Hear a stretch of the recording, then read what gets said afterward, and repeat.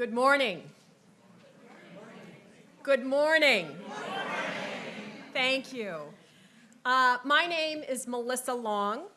I am an Associate Justice on the Rhode Island Supreme Court and also the chair of Rhode Island's Committee on Racial and Ethnic Fairness in the Courts.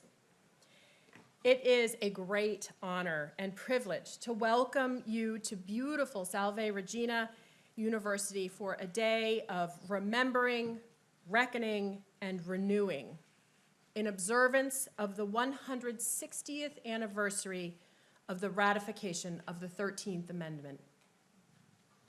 The sponsors of today's conference, the United States District Court for the District of Rhode Island, the Committee on Racial and Ethnic Fairness in the Courts, the Flashner Judicial Institute, the Ruth Simmons Center for the Study of Slavery and Justice at Brown University, the Pell Center for International Relations and Public Policy here at Salve Regina, the Rhode Island chapter of the Federal Bar Association, and the Justice Harry Elam Judicial Conference are so grateful to you all for joining us for this unique learning opportunity. I'd like to give a quick shout out to Tessa Jones for bringing her civics project on the Brown brothers and slavery for display out in the foyer. And so if you have a chance during a break, please be sure to take a look at that. I'd also like to say a special thanks to Salve and the Pell Center for opening your stunning facilities to us. And thank you for the weather. I mean, it's just gorgeous. Really appreciated.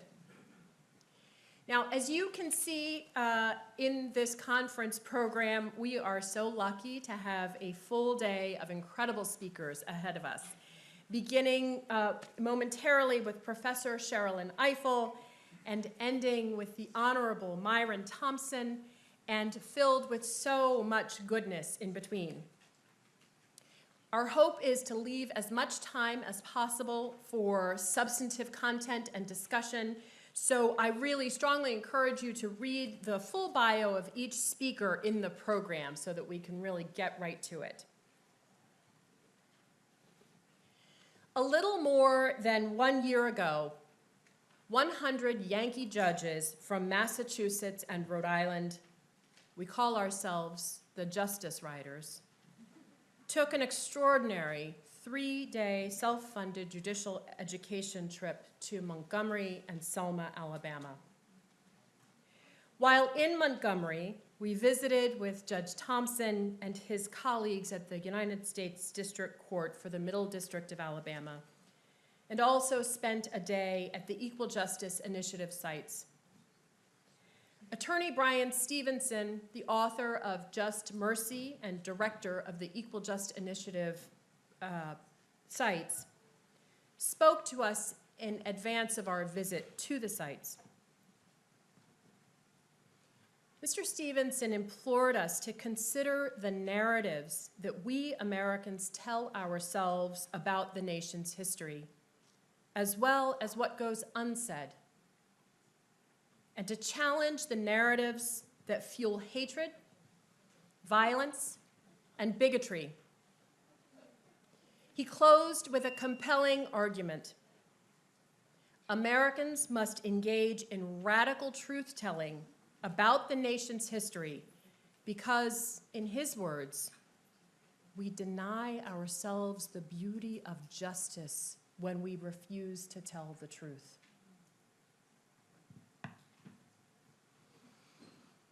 Among my great-great-grandparents are Pollard Shelton and Louisa Jones, both of whom were enslaved in Nottoway County, Virginia.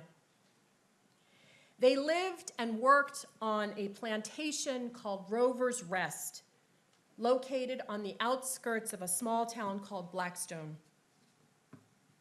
Pollard and Louisa's son, King, was born on Christmas Day in 1876 and lived into his 90s. I have a very faint memory of Grandpa King. I don't recall my father speaking much about our forebears' enslavement when I was young. Instead, the focus was on the future, on pursuing the American dream and making life better for each successive generation. But since last year's trip to Alabama, I have widened my own lens and begun to learn more. According to family lore, Louisa Jones's grandfather, Albert, was born in West Africa. He crossed the Atlantic Ocean in the late 1700s or the early 1800s. I know nothing of his specific transatlantic crossing or where in North America he landed. But since visiting EJI last year, I, along with other justice writers, have been learning about the very central role that Rhode Island played in the transatlantic slave trade generally. We know that the first known slave ship to come to Rhode Island was a Boston-owned ship called the Seaflower. The Seaflower arrived here in Newport in 1696 with 47 enslaved people aboard. 14 were sold in Newport. Thereafter, writes historian Christy Clark-Pujara, whom you'll have the pleasure of hearing from this morning, the vast majority of the slave ships that embarked from British North America left from ports in Rhode Island, even though it was the smallest and least populated colony. She goes on to say, during the colonial period in total, Rhode Islanders sent 514 slave ships to the coast of West Africa. She documents that between 1701 and 1775, Rhode Island slave ships transported more than 57,143 enslaved Africans to the Americas. By contrast, slave ships from the rest of the New England colonies combined transported 16,423 enslaved Africans in that same time period. The Rhode Island number is even greater, that is greater than 3 times the number from the other New England colonies. And when including the post-colonial period, the estimate of the number of slave voyages rises to almost 1,000, about half of all vessels from the North American mainland. The justice writers are resolved to confront our undeniable American history. We accept Brian Stevenson's challenge. We are inspired by the Honorable James Wynn, who unfortunately is unable to be here today, but in Judge Wynn's absence, we use this day as he urges us to do. Quote, recognize that the abolition of slavery was not the end of the story. It was the beginning of a long, unfinished struggle for true equality and justice. Honoring this day with the gravity it deserves is not just an act of remembrance, it is a moral imperative. Only by confronting this dark chapter of our history can we begin to build a future where the dignity and humanity of every person is truly upheld. Thank you so much for being here. We will start with Judge Angel Kelly from the District Court in Massachusetts and Professor Sherilyn Eiffel. Good morning, everyone. What an impressive looking group here. Thank you for coming. My name is Angel Kelly, and I am a U.S. District Judge in the District of Massachusetts. We want to thank you for coming and attending, and hopefully this will be a wonderful educational opportunity for all. I want to acknowledge Chief Judge Casper. Where are you? I know you're hiding in here. Oh, there she is. She's the Chief Judge of our court and the co-sponsor of this program. Thank you, Chief, for participating in this. So I have the great pleasure to introduce you to Professor Sherrilyn Ifill. She is a preeminent civil rights attorney and scholar. In addition to the many titles that she's held, she is currently the Vernon Jordan Distinguished Professor in Civil Rights at Howard Law School, where she founded the 14th Amendment Center for Law and Democracy. Professor Ifill began her legal career in civil rights as a fellow with the American Civil Liberties Union, then went on to the NAACP Legal Defense Fund as a staff attorney. For 20 years, she serves as a law professor at Maryland School of Law, before returning to the NAACP as its president and director counsel, taking up the baton and continuing the fight that legal giants such as Thurgood Marshall once carried. Professor Ifill has received many honorary degrees and awards for her work in civil rights, and if I listed them all, we would be here too long. But there are two that I would really like to mention so that the audience understands that we sit in the presence of a legal giant. In 2021, Time magazine named Professor Ifill as one of the 100 most influential people in the world. Not the nation, but the world.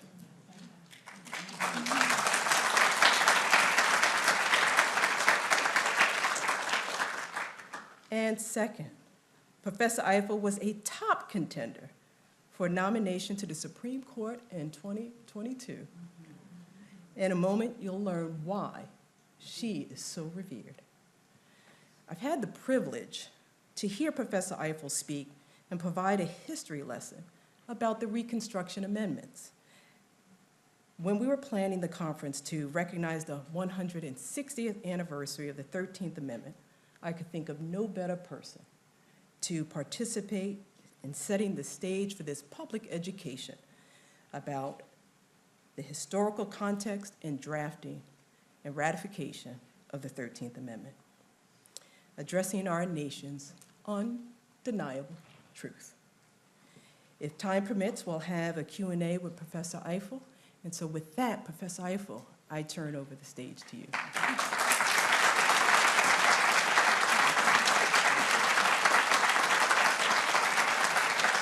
Thank you. Good morning, good morning. A packed room, my goodness. It's wonderful to see you all. I so appreciate this invitation. I have a rule about getting invitations to speak from judges. If a judge asks me to speak, I always say yes. And bonus, if they ask me to speak about Reconstruction or the Reconstruction Amendments, I hightail my way there, even if I'm just dropping in like today for a couple of hours to share with you, because it's so important. And it's such a neglected part of our constitutional understanding, not only in the country, but as lawyers and as judges. I'm not a judge, but I've spoken to lots of judicial groups. And it's so important that we repair this lack of knowledge and that we make every effort to fully understand the story of our Constitution and that we understand something about Constitution making. So even though we're celebrating this 160th anniversary, I want to be clear that the 13th Amendment's ratification and even its drafting doesn't happen on a day. You know, we know the day it passed Congress, we know the day it was ratified, but that's not really the process of the creation of the 13th Amendment. It is a process that is long in the making. I teach a course at Howard called Reimagining American Democracy, the 14th Amendment. And I teach the course because I think the 14th Amendment is the most consequential provision of our Constitution for a whole variety of reasons. But the powerful lesson I want my students to leave that course with is that this country was refounded. And that's really powerful for us to understand. We spend a lot of time focused on the original founding. When we were at that conference at the First Circuit, I asked, shout out the names of some of the founders of our country. And of course, everyone said Jefferson and Washington and Hamilton and Madison and all appropriate. But no one said, John Bingham, who really drafted the 14th Amendment. No one referred to any of the legislators involved in the 13th Amendment. No one said Charles Sumner. No one said Thaddeus Stevens. But we should recognize that they are as much founders as those names that we're so familiar with, and we should be asking ourselves why we don't know those names. I went to law school just like you did, but I didn't. And so the question is why, and what can we bring to our the quality of the work we do as lawyers and judges by knowing this history? I mean, you would feel kind of bereft if you were doing your job, but you knew nothing about the founding of this country. You didn't understand, the relationship between the colonies and the king that would make the Bill of Rights so important, right? To be passed so soon after the Constitution was ratified, right? And the Bill of Rights speaks, in every instance to that relationship with the sovereign and what they were trying to protect against, right? They had certain experiences that came from their historical knowledge of England, but also that came from their relationship with the sovereign. And so the provisions that we see in the Bill of Rights speak to that experience. But so too in the second founding do those Reconstruction Amendments, the 13th, 14th, and 15th Amendments, speak to particular and specific experiences and particular challenges that those framers wanted to guard against. So let me talk a little bit about the process leading up to the 13th Amendment itself, what it did and didn't do. But then I really want to talk about the 13th Amendment as a really powerful moment in the shaping and construction of our Constitution that we should try to understand. So when I said the 13th Amendment was not, created on a day, I try to teach my students in that course I was telling you about that not only should we know the names of these additional founders and framers of the Constitution, but that we should recognize that the founders and framers of the Constitution are not only the people who sat in the room and drafted the provisions. If you've been watching the PBS American Revolution series, which I'm sure most of you have because we're all kind of nerds,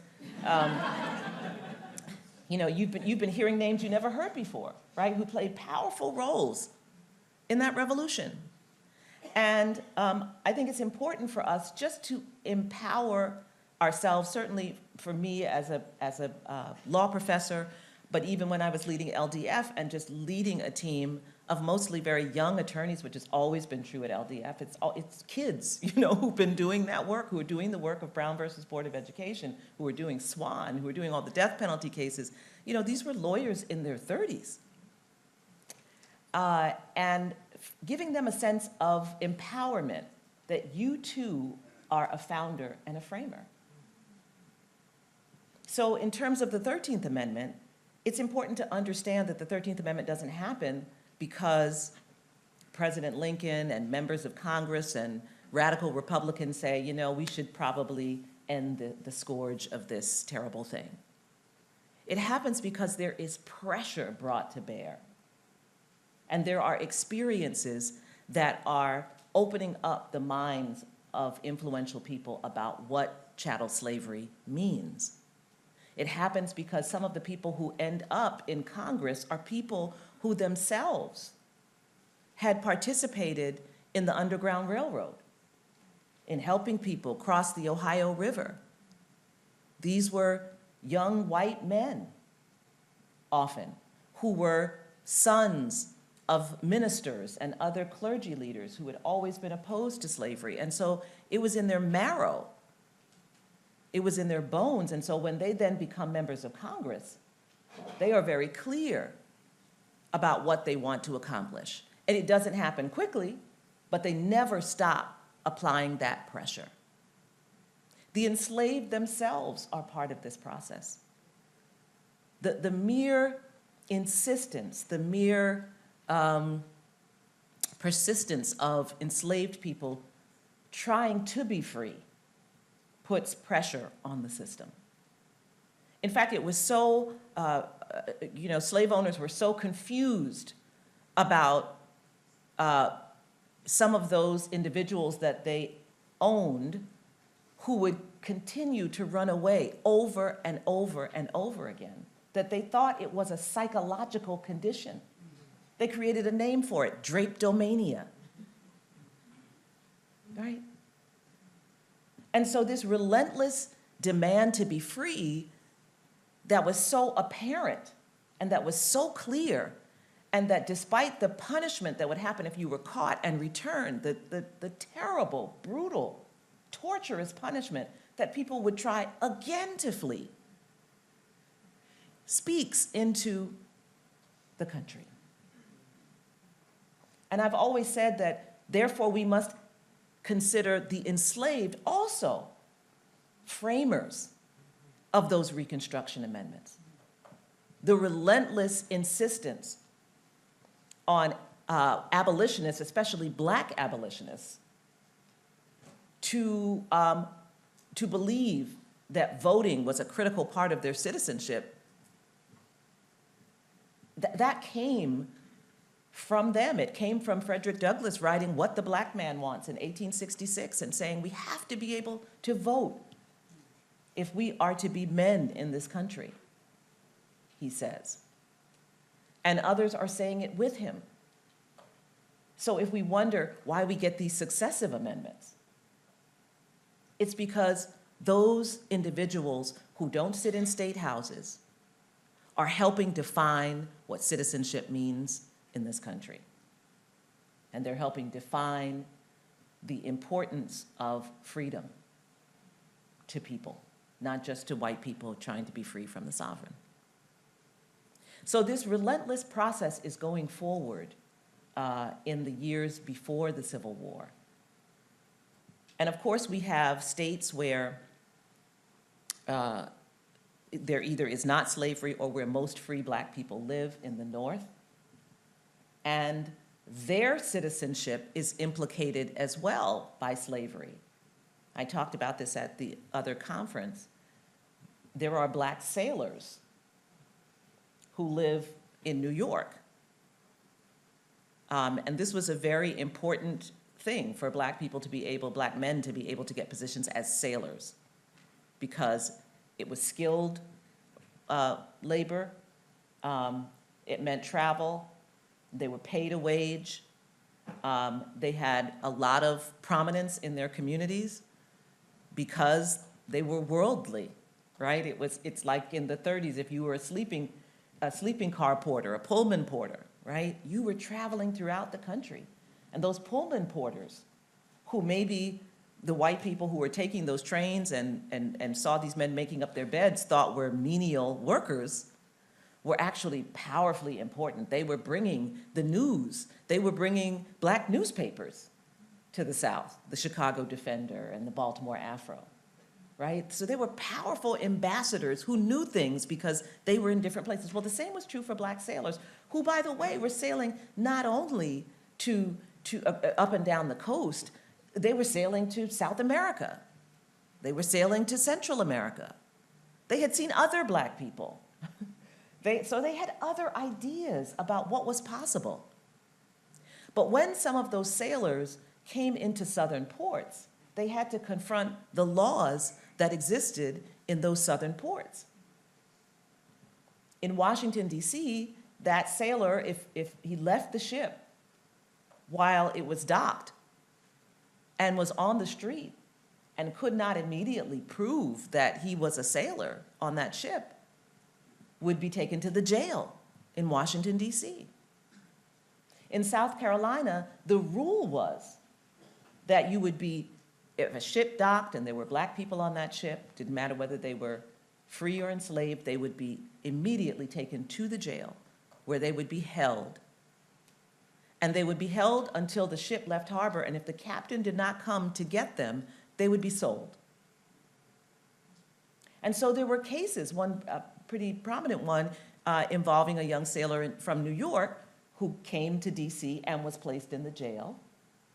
And he managed to get word back that he had been taken and was in the jail back to Westchester County, where his community was. And there were white people in that community who knew him and who were outraged by this. And New York started to send petitions. It became a whole issue in Congress because, of course, the jail was in Washington, D.C., so this was federal territory. And what New York was saying, what the New Yorkers were saying, is that this actually interferes with our state citizenship rights, because he's a citizen of our state. May not be a citizen of the United States, but he's a citizen of our state, and now you have captured him. And so now there's this friction, right, between New York and its sovereignty and South Carolina and its sovereignty, right? So all of these things are churning in the years before the Civil War. The Civil War, of course, brings it to a head for a whole variety of reasons. The war does not begin for the purpose of emancipating enslaved people, right? It begins because these states have seceded from the Union, because of the firing on Fort Sumter, because there is this break, this fracture in our country, if you will. And we talk today about our country being fractured. There was this fracture in our country, and the desire of individual states to secede from the Union and form another country, the Confederacy. When Lincoln is elected, his primary concern is about the Union. Now, I'm sure you've heard lots of controversies about whether Lincoln was for emancipating enslaved people and so on and so forth. His primary concern was about holding the Union. His primary concern was not emancipation. In fact, in the earliest parts of his presidency, actually until pretty late, he was very much a supporter of colonization plans, of sending enslaved Americans, I would say, back to Africa, but also to the Caribbean, and to form colonies there. He just did not believe that it was feasible to imagine this emancipation happening of 4 million people in the United States. But his primary concern, I said, was holding the Union, and I say this because it explains many of his actions thereafter. So we have the core states of the Confederacy. We have Virginia and South Carolina, 11 core states. Then we've got other states that are slave states, states where slavery exists, but that are not part of the Confederacy. They have not seceded from the Union, and we call those border states. And they're Delaware, Maryland, Kentucky. I'm trying to think of the other one. There's one more. Tennessee and Missouri. Right? And so Lincoln's primary concern is, I got to hold those. I have to hold the border states, because what we don't want is to increase the number of states that have seceded from the Union, and he's extremely focused on Kentucky. And so he doesn't want to upset the border states too much. I mean, in fact, he has this ongoing fear that if he, orders emancipation by decree, that they will join the Confederacy. And he wants to hold those states. He's so worried about Maryland that he sends troops into Maryland, because he believes that Maryland will secede unless it is held. And I've lived in Maryland now for 33 years, and people always say there, but we were not part of the Confederacy. We weren't a slave state. Like, you were a slave state, okay? You weren't part of the Confederacy because Lincoln said, that's a little bit too close to Washington, D.C., and so we're going to send troops to hold Maryland. So a lot of his actions are in response to this. And the Civil War puts pressure on that vision that Lincoln has because, first of all, states that are in the Confederacy are using enslaved people in the war. They're not arming them, but you have super wealthy landowners who don't want to go to fight. You have people who come with their personal enslaved people, you know, soldiers, who they bring with them to fight. And they use enslaved labor to dig trenches, to cook, to care for wounded, to take on some of these other tasks. And so the southern states have an advantage because they have this other team of people who are freeing up their soldiers to be able to, their white soldiers to be able to fight with arms because they have this cadre of black people, of enslaved black people, who are performing the tasks that have to be performed by every military in the field. You have to dig trenches, you have to cook, you have to have a hospital, you have to bandage people, you have to do all of those things. So he's getting pressure from his generals. And there are all of these free black people who want to participate as soldiers. And in fact, it is not only that they want to, it is also tactical, right? It's tactical because abolitionists believe that it will be impossible for slavery to continue if black men demonstrate that they are prepared to fight for the country and do so effectively and successfully. That it will undercut any argument for denying them full citizenship rights. So part of it is tactical, but part of it is absolutely a desire to participate. You know, war gets young men, at least in those days, excited. And so many of them wanted to participate. And they would, you know, some of the leaders in these various communities would get volunteers and assemble them, and they would then report to the White House and to various generals that, you know, I've assembled a team. I can guarantee you 1,000 able-bodied men. That's really hard to turn away from when you're in the middle of fighting a pitched battle. So the generals are like, we'd kind of like that. Lincoln feels very afraid that if he arms black people, that this will convince the border states that they should cast their lot with the Confederacy. The other thing that's putting pressure, to go back to the earlier part about enslaved people, is that enslaved people are showing up at Union bases. They're showing up with sometimes with their families.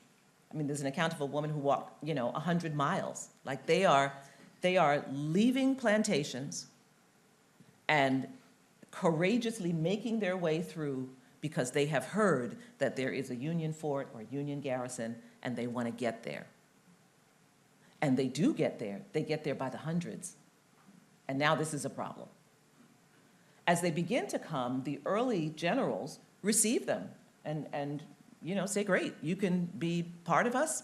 We're not going to arm you, but have them perform the kinds of functions that enslaved black people are performing in the Confederate camps. And the numbers are starting to swell. And there is concern about what are we going to do about receiving all of these individuals. So the enslaved themselves, who are, again, pressing towards what they believe is freedom, are pressuring the system and making the Union leaders have to make decisions about what they're going to do about this population. Most people, certainly when I was growing up, I think most black people think of the Emancipation Proclamation as being, you know, an incredibly powerful moment. And when we were younger, it led to that famous line that Lincoln freed the slaves, right? Because he signed the Emancipation Proclamation on January 1st, 1863.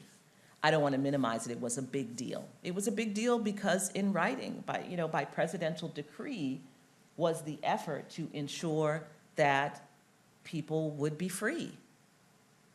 Lincoln talked about, it was January 1st, it was New Year's Day, it was the open house at the White House. And he signed it and he thought it was the most consequential thing he'd ever done. And scores of people came that day to the White House, as they often did on New Year's Day. And, he shook everyone's hand and had them come through. And, he said later that night he was exhausted and he couldn't stop his hands from shaking. And he thought, am I just overwhelmed with having signed the amendment? And then he realized he had shaken like 1,000 hands that day. His hands were just shaking. But the Emancipation Proclamation, of course, didn't go far enough. It said that, everyone within a particular geographic territory, I want to use the exact language, actually, because there was some controversy over it. All persons held as slaves in these territories, we'll get to that in a second, are and henceforward shall be free. Shall be free. The first draft said forever free. And Lincoln thought, well, that may be going too far. Let's strike forever. So all persons held as slaves are and henceforward shall be free. And, the border states were not part of it because the decree was for those who were in Confederate states that were controlled by the Confederacy. I mean, there was no enforcing of it. There was no, right? And so that did not include the border states. So it was a way of keeping slavery going in Kentucky and Delaware and Maryland, but decreeing that in those states held by the Confederacy, they are hereby free, and Washington, D.C. had passed a law the year before abolishing slavery in the district. It said some other things that were important. It said that those freed must abstain from violence except in self-defense. Although it did also say that they could be received into the army, but to man forts and man garrisons and vessels. In other words, they can be in the army, but he hadn't reached the point of being willing to arm them. So just, you see the little bites that are getting taken step by step by step. And so, the other thing that's of deep concern to those who are enslaved, even if they are covered by the Emancipation Proclamation, is it doesn't apply to their children. If you are enslaved now, you are forever free, but if you then have a child and you are in Confederate-controlled territory, what happens? It's not clear. So there's real concern that this, and everyone knows that this is not going to be enough for sure.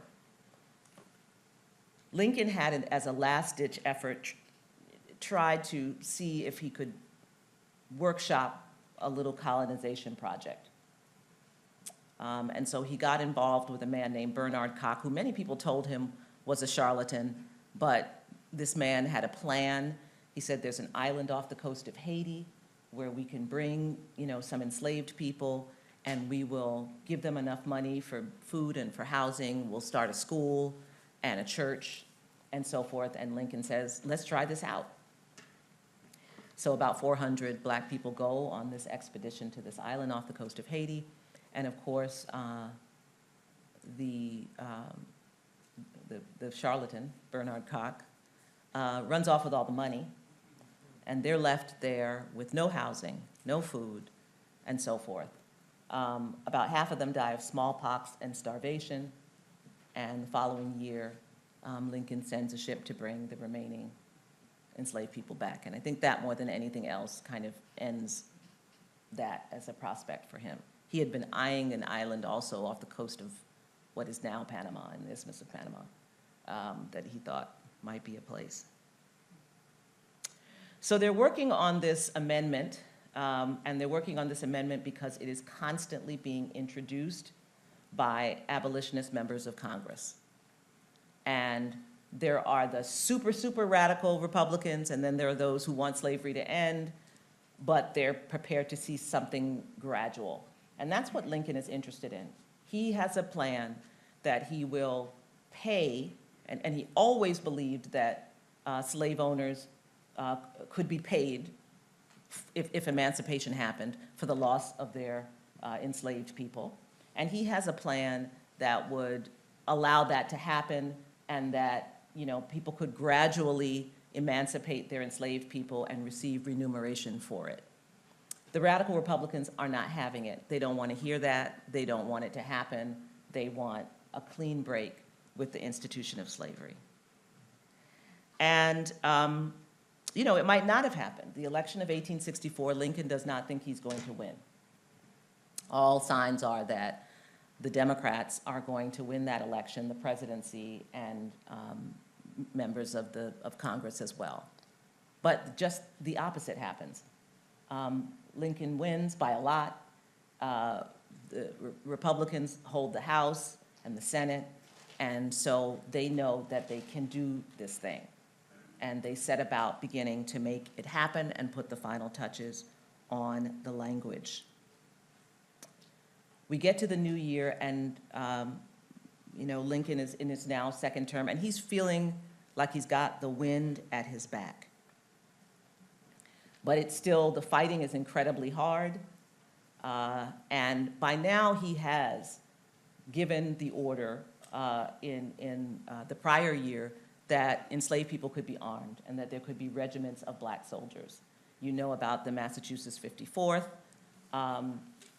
you know, and there are other regiments, the 4th in Maryland, of black soldiers who are fighting and who are fighting well. And reports are coming back about how courageous. Remember, there's this, you know, narrative out there that black men are cowards. They're not going to fight. They're going to run.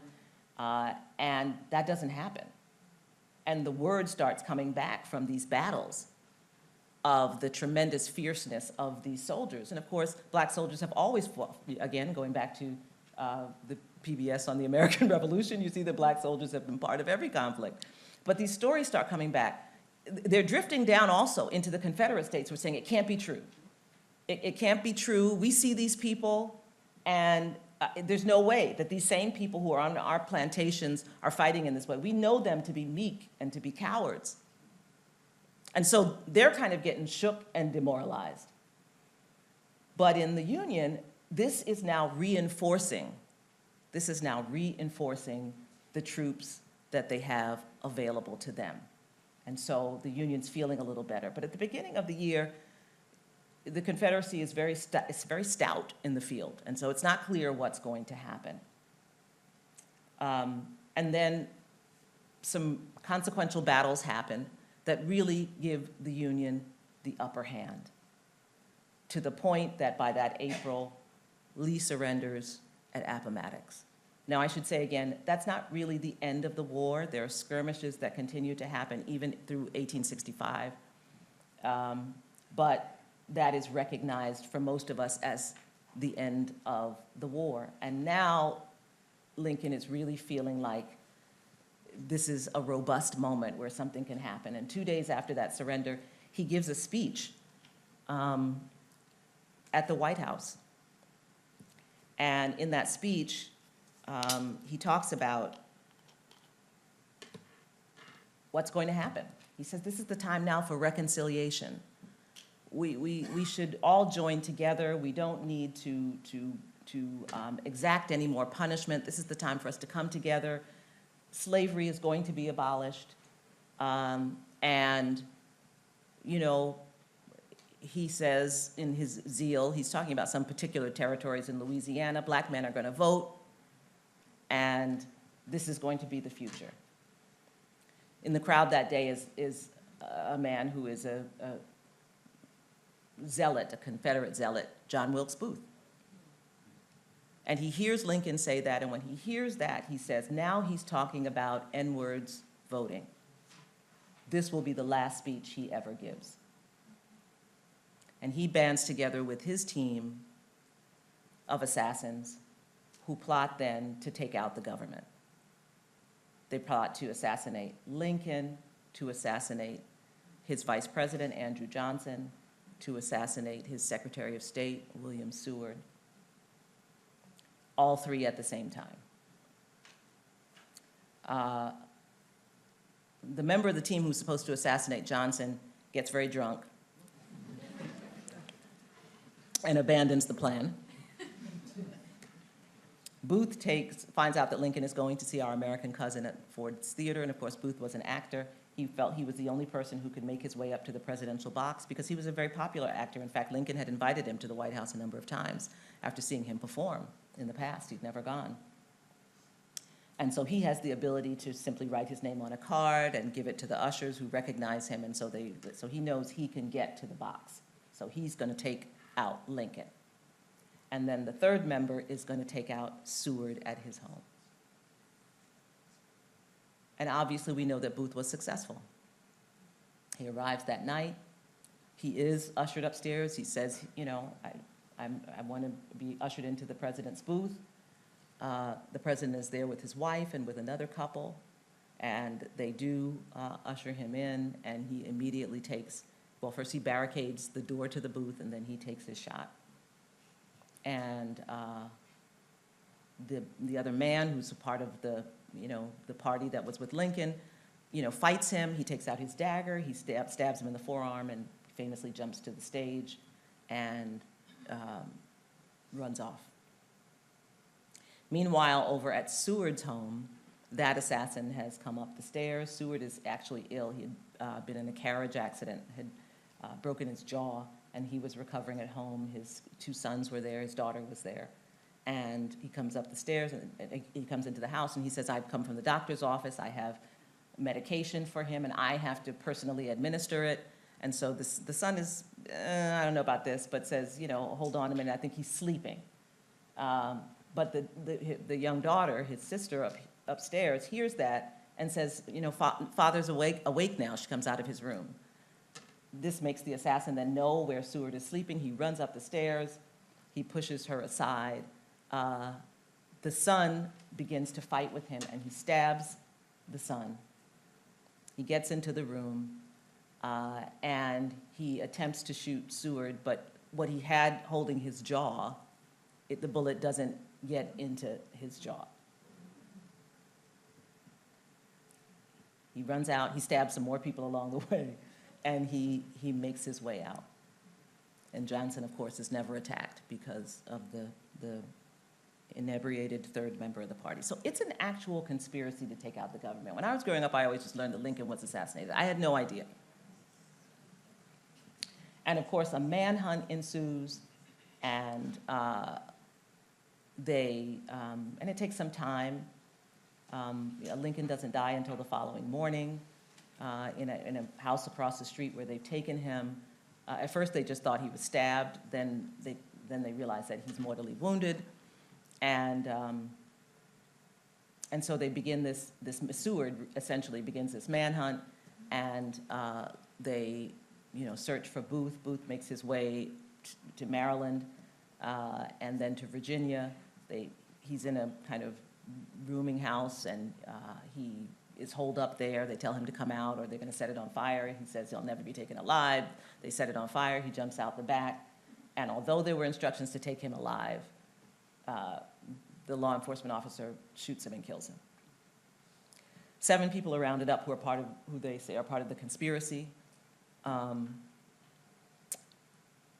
The one man who attacked Seward gets away. He actually was found a year or so later in Egypt and is brought back to the United States. He stands trial, and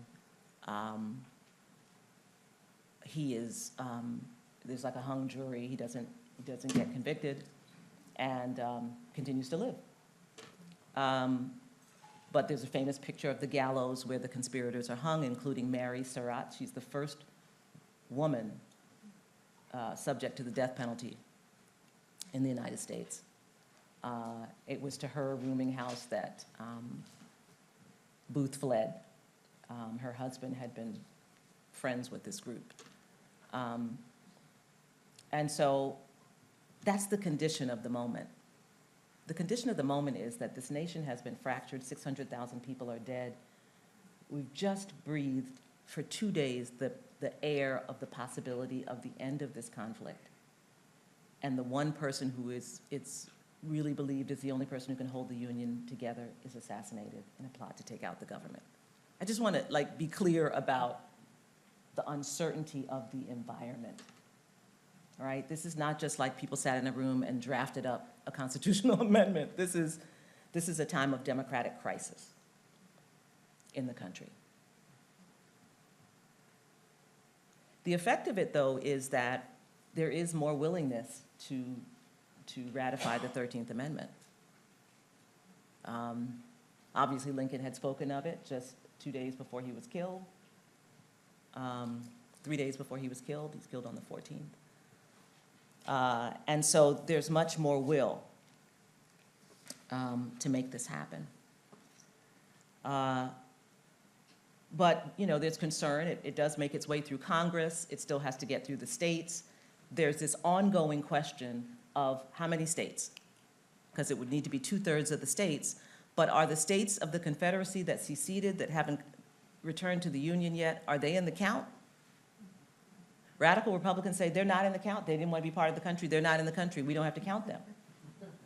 Lincoln had always strongly felt that the legitimacy of the 13th Amendment hinges on making sure that we're counting all the states and that we have actual two-thirds so it can't be attacked later. He's conscious of the fact that, and this is what bothered him also about the Emancipation Proclamation, he doesn't think it'll ever pass legal muster, because who's in charge of the Supreme Court still at that time?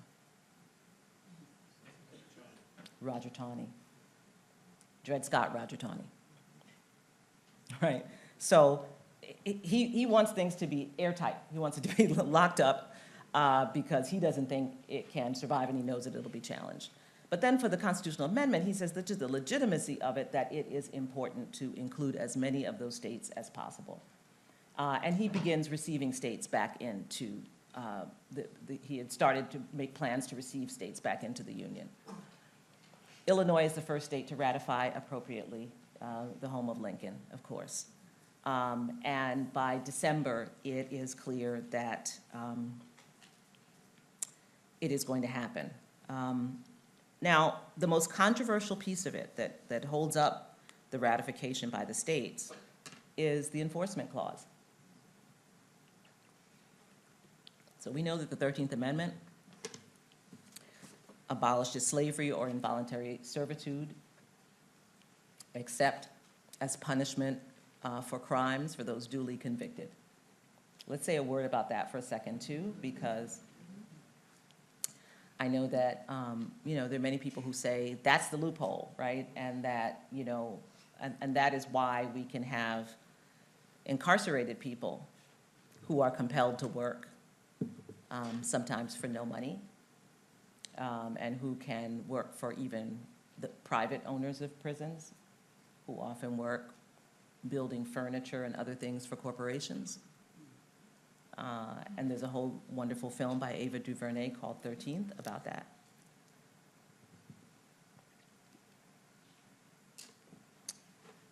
But I don't believe that.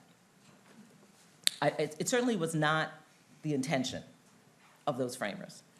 That language is taken, at this point, it's kind of boilerplate language. It had first appeared in the Northwest Ordinance of 1787. That was drafted by Thomas Jefferson. And remember, that was the law that created particular conditions for territories to become states in the West. And one of them was that they couldn't have slavery, those states. Of course, it was violated all the time. There were slaves in Illinois, there were slaves in Indiana, there were slaves in those states, which is one of the reasons why they knew that the 13th Amendment would need an enforcement clause. There was no enforcement clause in the Northwest Ordinance, so they'd already had experience with a statute that purported to abolish slavery, but that nobody paid any attention to and nobody did anything about. So they needed an enforcement clause. But back to that language about except for crimes.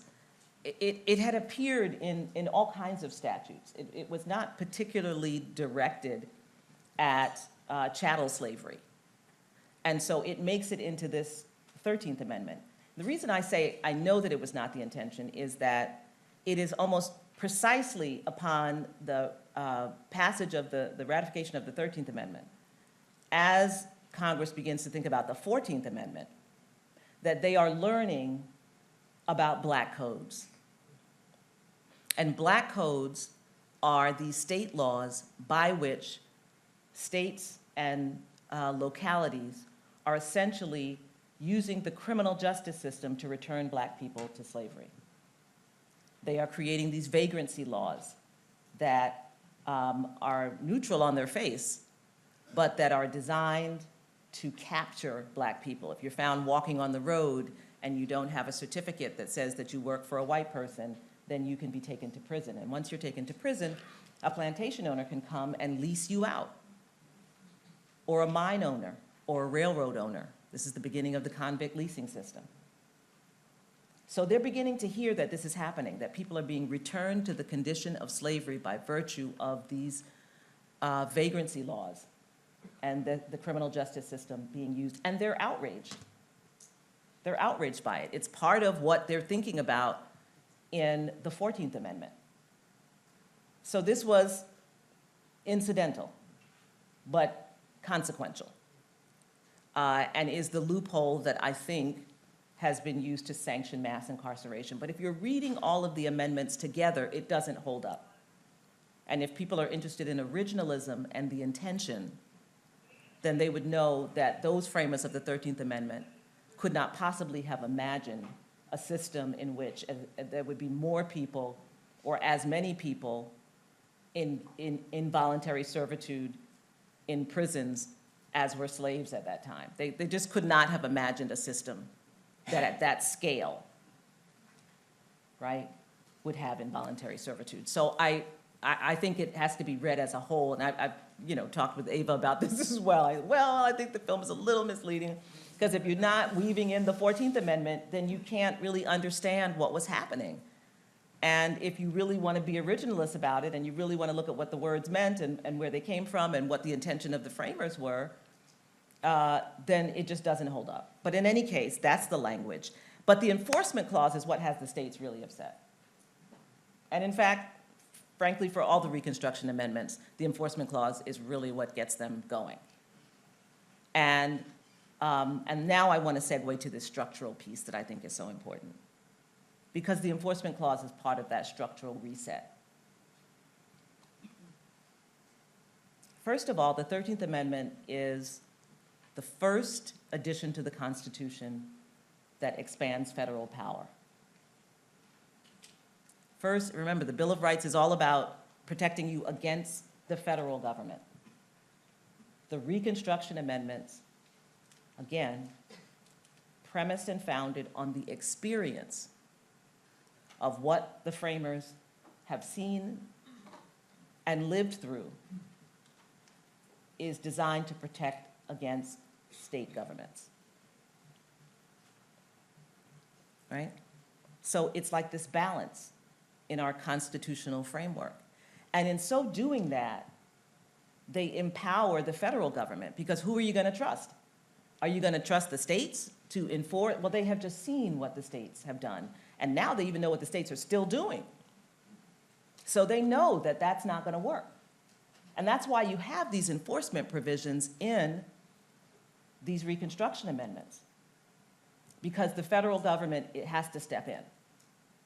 So that's one. Two, the 13th Amendment is maybe the only amendment to the Constitution that governs private conduct, right? The 14th Amendment is no state shall, right? The 13th Amendment abolishes slavery, period. You can't just personally enslave someone.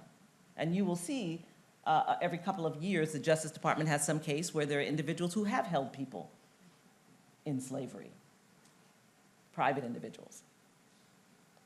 So the 13th Amendment expands federal power for the first time through this enforcement clause, and also is targeted at private conduct. And it's the only one of the amendments that does so. This is a sea change in the balance of power, but also in the vision of our constitutional system.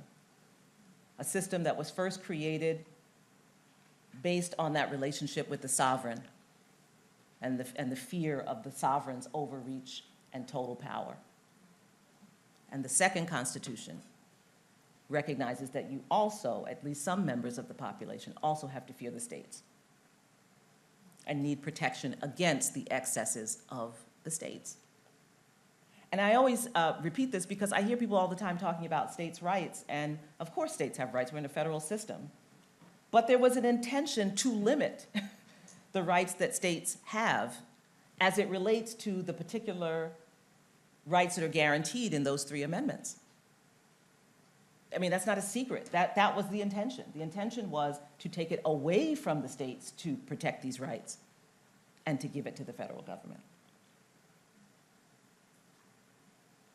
So we've got this reset in the balance of power. The confirmation of the reset happens in the 14th Amendment, of course, and this is where the birthright citizenship clause becomes so important. It's the first line of the 14th Amendment. All persons born or naturalized in the United States and subject to the jurisdiction thereof are citizens of the United States and of the state in which they are born. National citizenship before state citizenship. Right? This is the overturning of Dred Scott.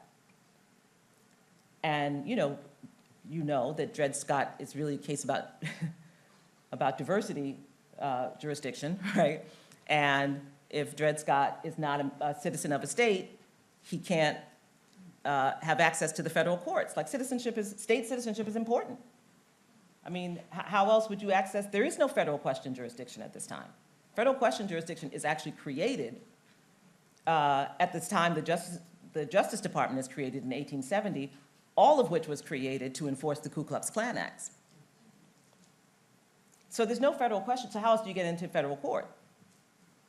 You need diversity jurisdiction. And so the 14th Amendment then begins, but that placement of national citizenship in a country in which people thought of themselves as Virginians or South Carolinians, but instead placing national citizenship first and of the state in which they reside, is another way of the reset. So this is a powerful constitutional resetting moment. And so much of the resistance to the Reconstruction Amendments is about that, is about resisting the reset. Resisting the reset that is so important. And the beauty of this reset and the beauty of this constitution making that happens in this period is that it continues well into the 20th century. I mean, we know that Reconstruction was essentially hijacked and defeated by Supreme Court decisions, defeated by congressional inaction, defeated by violence. We know that. But we also know there was a civil rights movement that kind of revived the Reconstruction Amendments. And, we consider Brown versus Board of Education the landmark case as it is for that. But equally important, if not more important, is Bowling versus Sharp, the DC analog to Brown. Because of course, Brown is about state segregation laws, and so they also bring a case in Washington, DC, because that's the federal territory. And that case is decided the same day as Brown.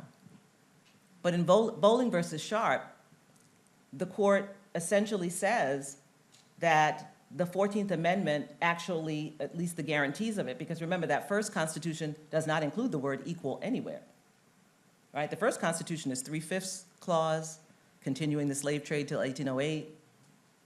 Our first Constitution is not about equality at all. But now we have this equality provision in the 14th Amendment. And what the Supreme Court says in Bowling versus Sharp, it introduces this concept of reverse incorporation,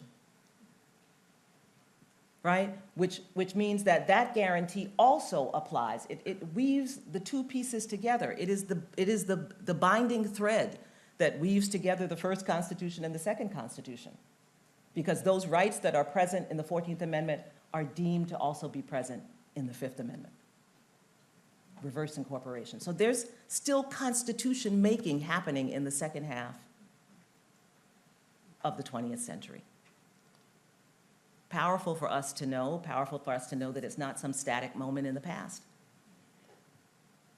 And this reset is profound. It is the most profound structural reset that has happened to our Constitution.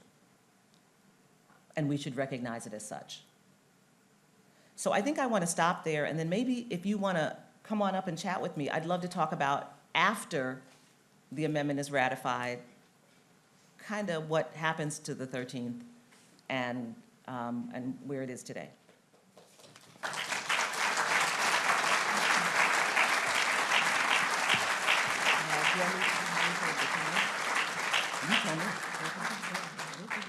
Okay, let's give it 10 minutes. Okay.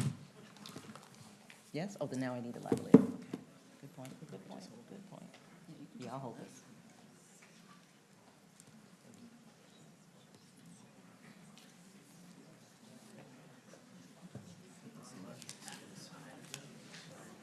Here? Oh. That's good. Okay, so, yeah, try saying something now. Good morning. All right. Okay,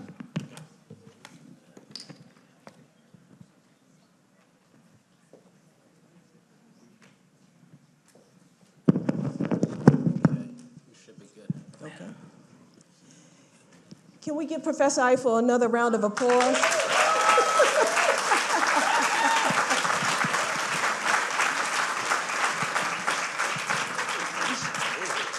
She is a true powerhouse, and it is such a treat for me to have this opportunity. I know I have to ask this question on behalf of Judge Roger E. Thompson and myself personally. We've learned about your center on the 14th Amendment, Law and Democracy. And ever since we heard you speak, we want to know, how can we learn more and how can we participate? This is an audience of the public. We have judges, we have lawyers, we have invited the public. And I know that's what your center is about, is educating us about the 14th Amendment. So how do we learn more about it and how do we get involved? Well, how can we attend your class? Listen, I love guest speakers. Our website launches in January. We launched the center officially last March with a huge symposium. We'll have another one this year. And if I can give the invitation to you. We had a number of judges there last year. Judge Wynn was there, Chief Judge Gregory from the Fourth Circuit. And so people are welcome to participate. And they were on panels. We were talking about these concepts and with judges. So we would love that. We would love to have you come by the center. It's in the law library at Howard on the 4th floor. It's a very beautiful space. And really just once our website gets going, make sure that you sign up for our newsletters. We actually have a newsletter on Medium, but make sure you sign up for our newsletters and get information about programming. And we're going to try as much as we can to be a site where people can get good information about the 14th Amendment with lots of historical documents and so forth, which I think are really essential to understanding this period. Great, thank you.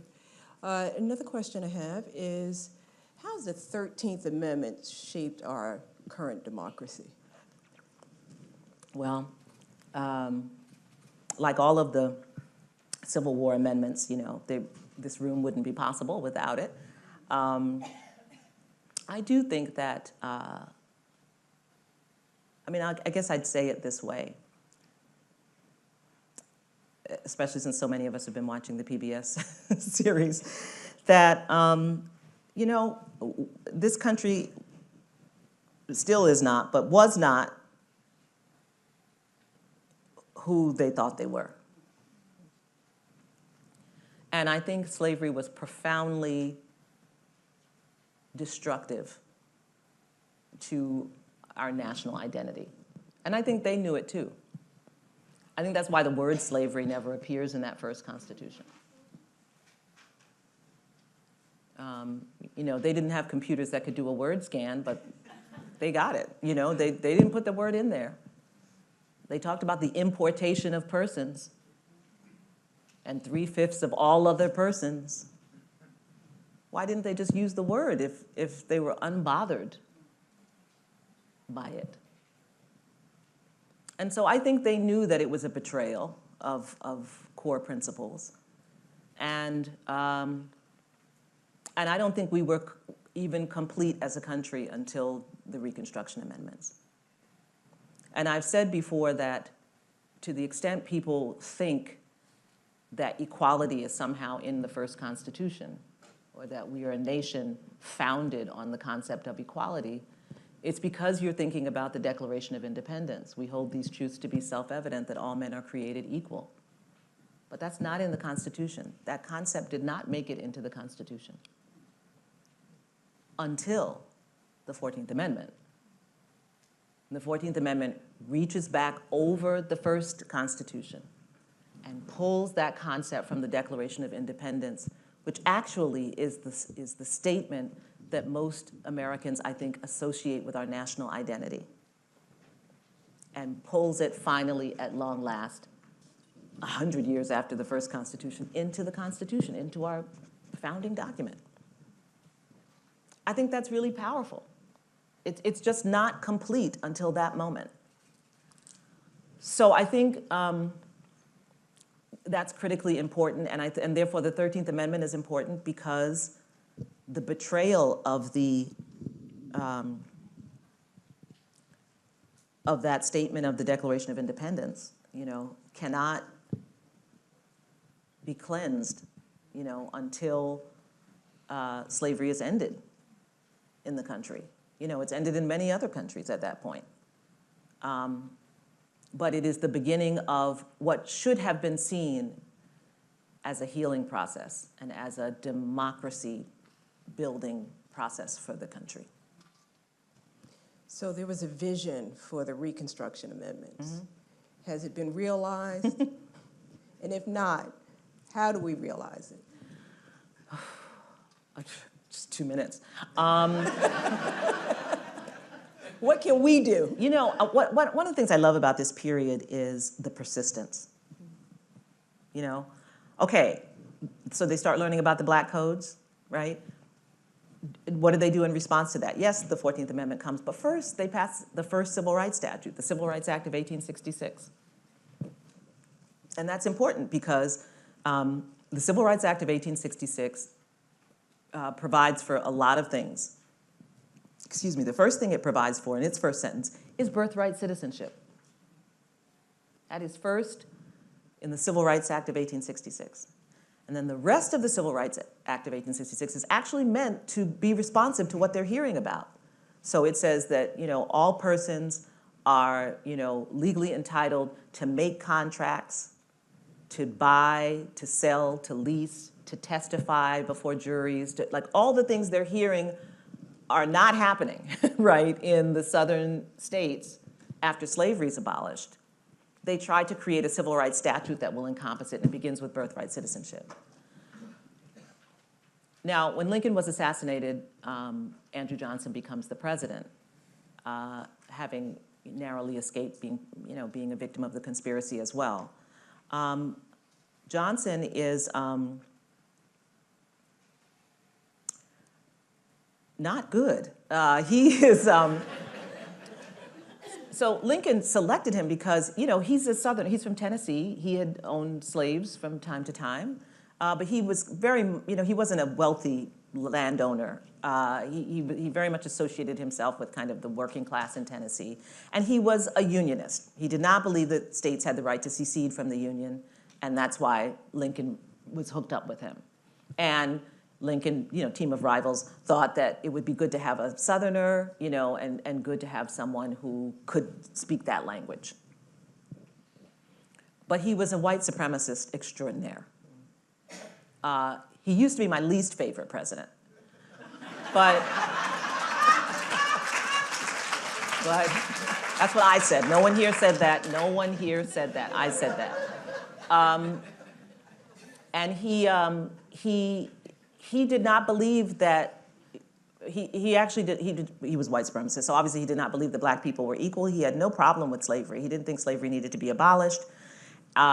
He thought it was outrageous to suggest that Black men would be equal to white men, and he promptly vetoed the Civil Rights Act of 1866.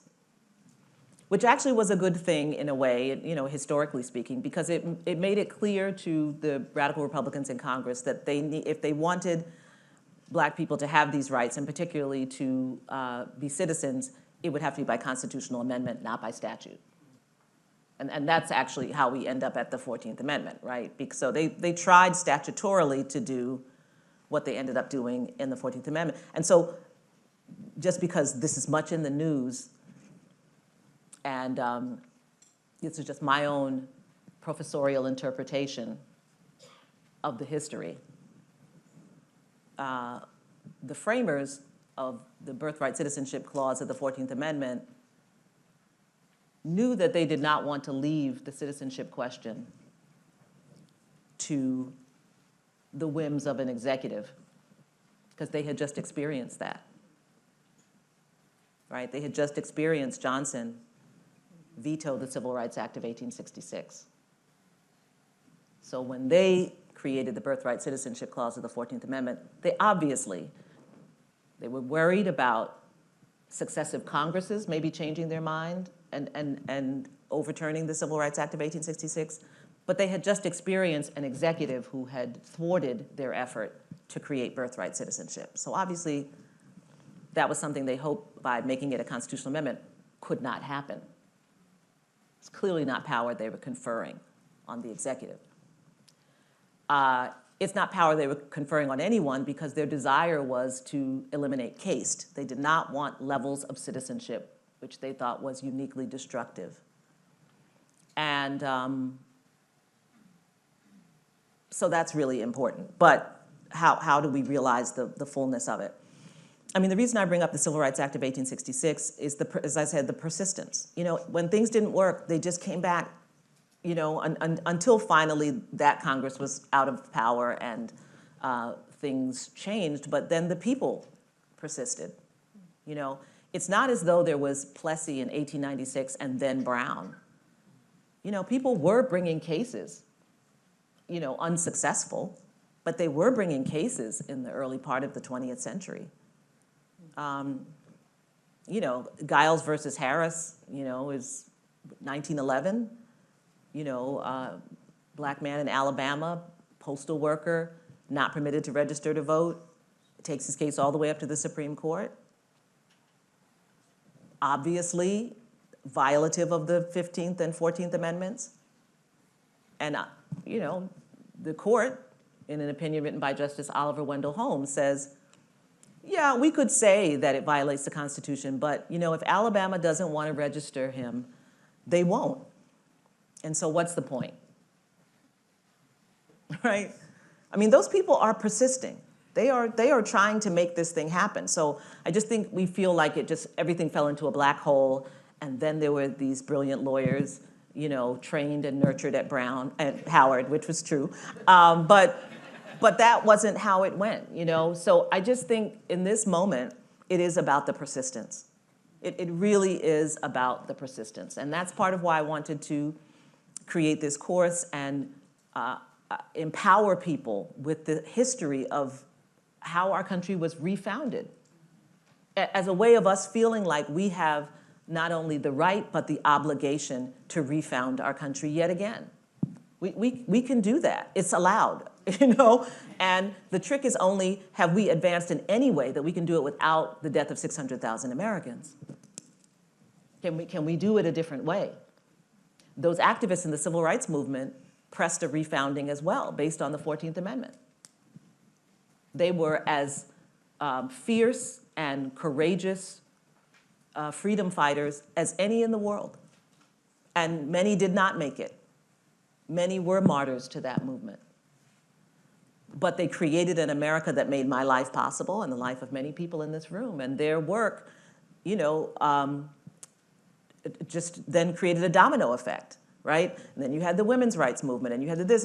If you look at all of the civil rights statutes and how they transformed this country. So I think that part of the issue is that we had hoped we were done. And we're not done. And I think, and we're never done. You know, you live in I mean, that's, I thought, kind of the fun of living in a democracy, that you can keep evolving. I mean, if you live in an authoritarian country, you're not evolving it. It's static. It stays in one place. There's one person. There's one set of rules, and you abide by them. If you live in a democracy, it's constantly evolving, and that's the whole point of it. is that because the people are changing, because the times are changing, because we want different things out of life, you know? And so I think, you know, when I was a young lawyer at the Legal Defense Fund in the 80s, the then director counsel, giant, Julius Chambers, the giant few people know about, but like absolute giant. I mean, this is a man who, you know, lawyer in North Carolina, first integrated firm in the state. You know, this man had his home firebombed, his car firebombed, his office firebombed, you know, in an 18-month period. You know, litigated the Swan versus Mecklenburg case. Giant, but the most unassuming man ever. Like, just, you know, that's probably why you don't know about him. He wasn't a self-promoter. But, you know, I would complain, as every lawyer does at LDF. You know, it's so much, I'm so exhausted. You know, you know, the research and the, you know, and the requirement, you had to be so meticulous, and he would, you know, tell some story about when he was young, and, you know, and the death row cases he did, and, you know, and the consequence of not knowing, you know, whether if your client was executed, it was because you didn't do good. You know, he told one of the old lawyer stories. And I said, because I was impertinent, I said, yeah, but there wasn't very much law at that time, you know? And what I meant was that, like, these were the people who created all these civil rights laws. Now, I had to, you know, that had millions of cases now associated with them that made, like, research and, like, litigating more complicated, right? You all were making law, which is actually the harder part, but I was impertinent, you know? They were making law, but we were having to, like, wind our way through all the law they created, you know? So I think this idea that we finish at some point, we don't ever finish. And I understand it. I mean, I don't think it's just this country. I think those of us who were born in, you know, the post-World War II generation thought we were, like, finished with the idea that, like, all people are humans and that genocide is bad. You know, all the things that we thought we had just kind of, we thought we just, you know, and it turns out that you have to keep working at it, that it is continuous, that it is iterative. And we didn't pass that on to our kids because we told them that we had done it. And so now they're like, what's going on? You know, like what? And that's because we didn't communicate the message, and we have been done a very poor job of communicating the message of what it means to be a citizen in a democracy. It's actual work. You know, I say this all the time to people who are trying to, like, get out of jury service. What are you talking about? Like, that's part of the job. And so I think that's, we have to do a better job, and this is part of the focus of my course, is empowering, and the center itself is empowering people to feel like being a citizen is an active thing. It's not like you just are a citizen and then, you know, you vote. And I think many of us have done that. We have, you know, you gotta vote, you gotta vote. Okay, sure you gotta vote, but you gotta do other things too. You have to then hold people accountable. You have to show up at city council meetings. You have to show up at school board meetings. You have to be involved in your community. You have to do other things as citizens. And we have sold a bill of goods. We've told people that it's easy. You're a citizen and you vote, and then we're very proud. We get the little sticker that says, I voted, and we think we really did something. And then we never show up again. They never hear from us. And then we complain. Oh my God, that guy does nothing in office. Wow, he's always like, well, did you make him? So I think the idea is to use the example of these extraordinary people who were so persistent, in making the Constitution what they wanted it to be, and in creating a national identity that we all just wear. You know, if you go out into the world, you actually, at least used to think that your country was better than every place, you know, we, equality, justice, freedom, liberty, you know, all the words, we got them, pow, pow, pow, pow, you know. That's how you thought about your country. People made that happen for you. That did not just come, that's not like in the country starter kit. I'm just saying. And the last thing I'll say is, if it helps at all, I consider the United States a very young democracy. We're 250 years old as a nation, but as a democracy, certainly not before Brown. I don't think you can call a country in which half the country is under legal apartheid a democracy. I don't buy that. Now, there are some people who say not till the Voting Rights Act, but I'm gonna give it 54. And that still makes us incredibly young. And so we're not great at it. I mean, that's no shame in that. You know, I just think that, and now we're tested in ways that I think show us that what we've been doing, and everyone who's in this room is a person who is a conscious, engaged citizen, and it's still not enough. We have to do more. And we have to inculcate in successive generations of young people what these responsibilities are. I know everyone says we just need civics in the school. I don't know what period you're referring to. They had civics in the 1950s when, you know, schools were segregated. Like, which civics?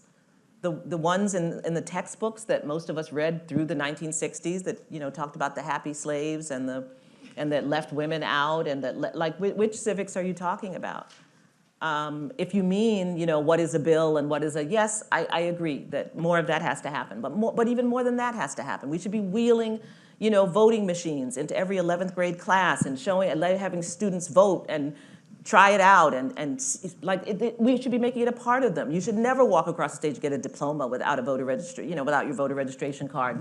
There's more we can be doing, you know, and being nostalgic for some time that wasn't great is not. It's just not it, you know? And so I think inculcating in young people and in ourselves, like, don't point your finger at young people, because most of us have only been voting 2. Mm-hmm. So stop telling them that they, you know, they don't get it. You know, they don't get it, you have to vote. And, you know, I admit to people that in my state elections that sometimes it has said, pick 3 for judicial candidates, I'm sorry. And I don't know, you know, the 3 that I want. I know 2. So I've just wasted a vote because I picked the 2, but I didn't pick the 3rd one. So even coming out and saying, I voted, I mean, and I'm not fully embodying my vote. And you voted for people you don't know who they are. You know that. You didn't know who that sheriff was. You didn't know who the sheriff was who was running. But you vote, so you pulled a lever, but you didn't even know who you were voting for. So we shouldn't be pointing fingers. We have to get better at this thing. And that's how we make it happen, is that we get better at seeing our responsibility and the privilege of being able to make your country better. So I don't know if we have time for a question from the I audience. think she would say no, but. Okay, so let me, on one point that you made, on behalf of the Justice Riders, we'd like to present you with a gift, and I'm just going to share it. This is your Thank gift. And the gift reads, "The long road to justice is a worthy journey and necessary for our democracy. Thank you for lighting the path and leading the march." Oh, thank you. That's lovely. That's lovely. And if you could indulge